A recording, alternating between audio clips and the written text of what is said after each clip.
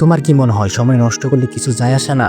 ভাবো, তুমি যখন অলসভাবে সময় কাটাচ্ছ ঠিক সেই সময় কেউ একজন চুপচাপ এসে তোমার ভবিষ্যৎ চুরি করে নিচ্ছে। বিশ্বাস হচ্ছে না? তাহলে শুনো এক ছেলের গল্প। ছোট এক গ্রামে থাকতো তামিম। সে ছিল খুবই সাধারণ, কিন্তু সবসময় একটা কথা বলতো, সময় তো অনেক আছে। সে স্কুলে মনোযোগ দিয়ে পড়াশোনা করতো না, বন্ধুদের সাথে সময় নষ্ট করত। বাড়ির কাজও মা বাবাকে সাহায্য করতো না। সবকিছুর জন্য একটাই উত্তর, পরে করব, সময় তো অনেক আছে।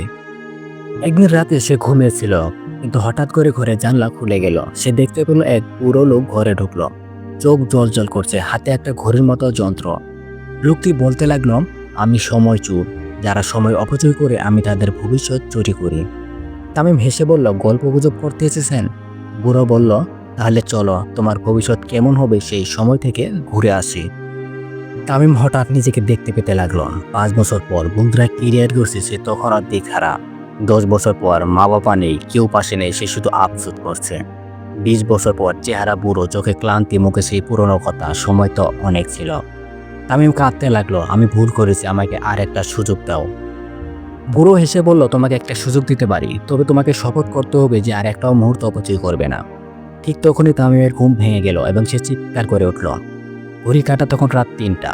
সে উঠে বসলো, জানালা পাশে দাঁড়িয়ে বলল, আজ থেকেই শুরু। সময় অনেক নয়, সময় এখন। যে মানুষ সময়কে অবহেলা করে একদিন সময় তাকে অবহেলা করবেন। সময় চুর হয়তো কল্পনা, কিন্তু তার শাস্তি খুবই বাস্তব। তাই 20 বছর পরে আমাদের যেন আফসোস করতে না হয়, সেই জন্য এখন থেকে আমাদের সেইভাবে প্রস্তুত করা উচিত।